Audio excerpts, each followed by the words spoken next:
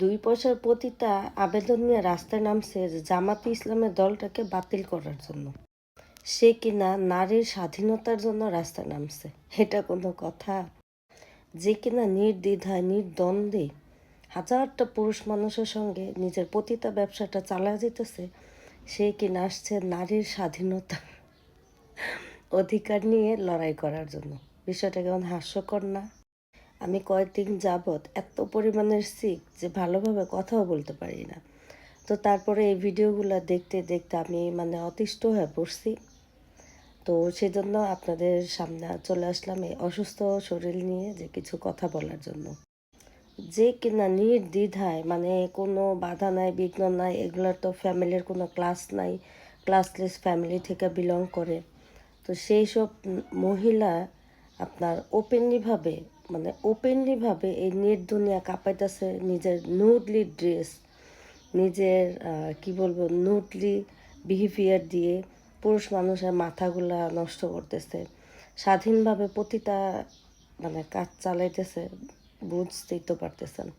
তো রোজা রমজানের দিন এতটা খোলামেলা বলতে চাচ্ছি না আমি, তারপরও বলছি।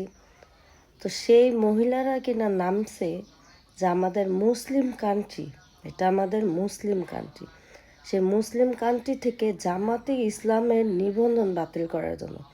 চিন্তা করেন কোন লেভেলের পতিতা এই মহিলা।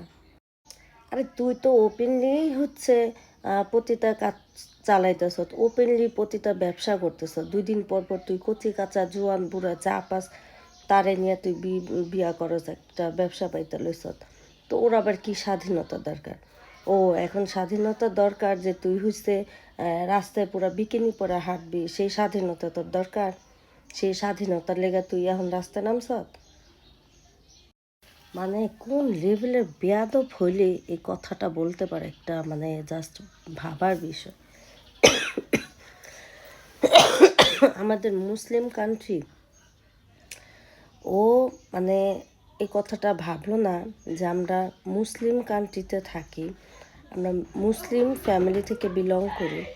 সে মুসলিম কান্ট্রিতে ওই এরকম একটা কথা নিয়ে ও তো ভাইরাল হওয়ার জন্য সব কিছুই করতে পারে।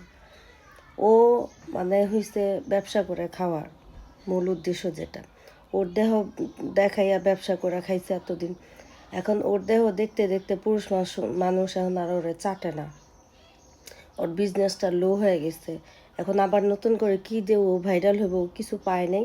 এজন্য এখন আবার নতুন একটা নাটক শুরু করছে ভাইরাল হওয়ার জন্য। যখন কিনা আওয়ামী লীগ ছিল তখন আওয়ামী লীগের লোকজন ওই চাটছে,